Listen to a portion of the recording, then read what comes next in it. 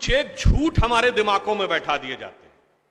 जैसे आप सब ने यह कथा पढ़ी होगी कि एकलव्य का अंगूठा कटवा लिया द्रोणाचार्य ने, पढ़ा है ना आप सब ने? पर यह बताइए कितनों ने महाभारत में स्वयं पढ़ा है? मेरे विचार से हम में से किसी ने भी कभी महाभारत में वह प्रसंग पढ़ा ही नहीं होगा एकलव्य वाला।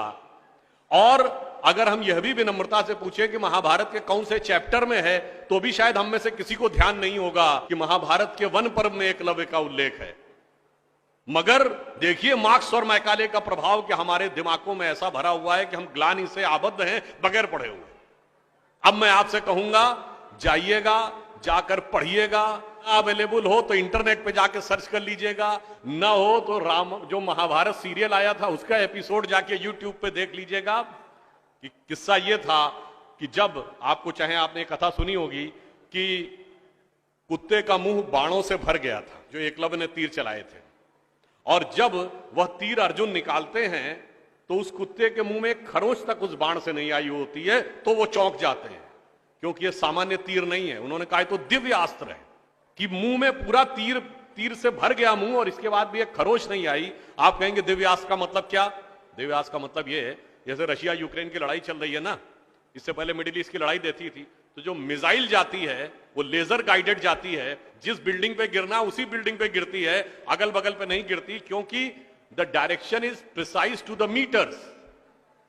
पर अगर मुंह के अंदर जाए और खाल पर खरोच ना आए, इसका मतलब it is so much strongly guided that it is precision to the micrometres. तो जब ये वो देखते हैं ये दिव्यास्त्र चलाना, तो उन्होंने कहा दिव्यास्त्र राजा चला सकता है, ये कैसे सीखा इसने?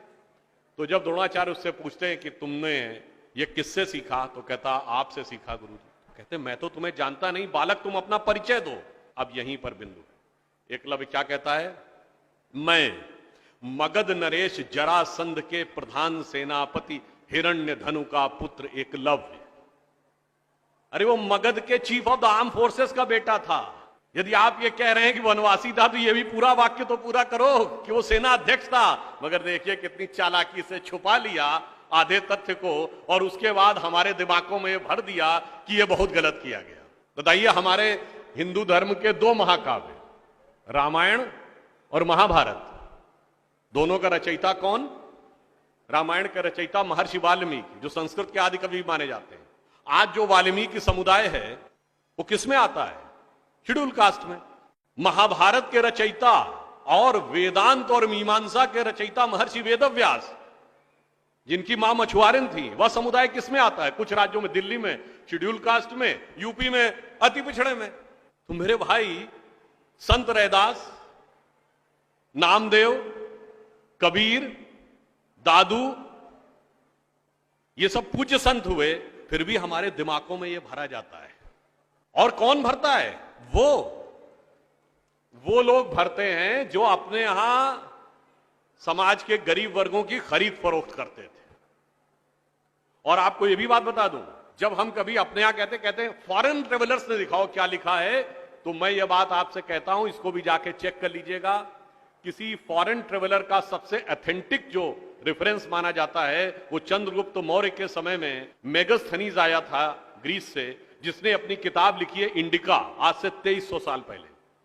वो इंडिका किताब आज उपलब्ध नहीं है, मगर उसके उद्धरण तमाम जगहों पे हैं, तो प्रूवन है किताब थी। उसने भारतीय समाज में व्यवस्था का वर्णन करते हुए लिखा है कि यहां पर 7 जातियां हैं, मगर महत्वपूर्ण बात यह है यहां इतनी समरसता, इतना सामंजस्य है कि यूनान के समाज के समान यहां कोई समाज का ऐसा वर्ग नहीं है जिसके साथ शोषण या भेदभाव किया जाता हो।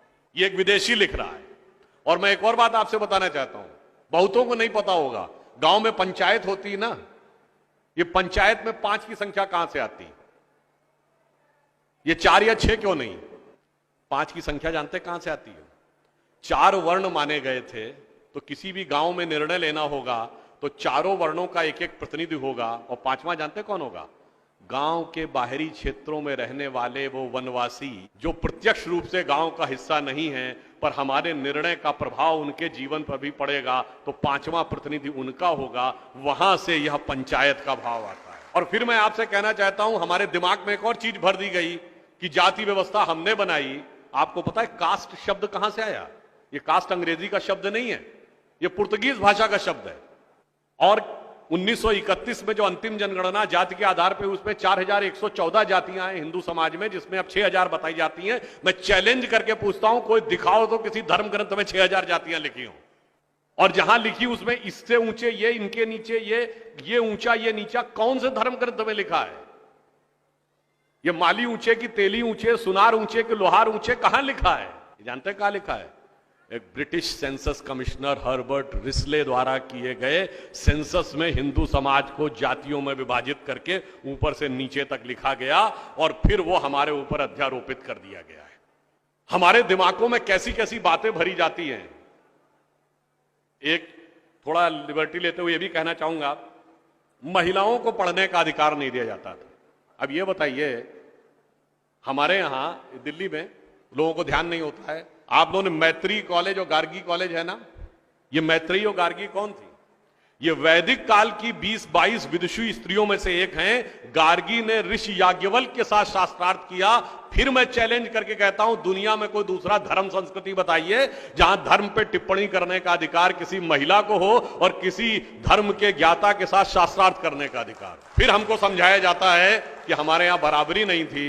अरे आप सबको याद हो, सबसे प्रख्यात शास्त्रार्थ कौन सा है? आचार्य मंडन मिश्र और आदि शंकराचार्य के बीच में। दोनों के बीच में जो शास्त्रार्थ हुआ, उसका जज कौन था? आचार्य मंडन मिश्र की पत्नी उभय भारती। फिर मैं चैलेंज करके पूछता हूं, पहले दुनिया कोई धर्म बताइए जहां टिप्पणी करने का अधिकार स्त्रियों को हो और जज बनने का अधिकार हो डिस्कशन में। उसके बाद हमसे कहते हैं कि साहब बराबरी नहीं थी। इसलिए मैं कहना चाहता हूं कि हमारे यहां तो समाज में जिस प्रकार से एकाकार करके सबको साथ में लिया जाता था, बराबरी का तो आलम यह था, बराबरी नहीं थी, यह सच है। हमारे यहां बराबरी नहीं थी। हमारे यहां मातृशक्ति को पहले रखा जाता था। इसीलिए हम क्या बोलते हैं?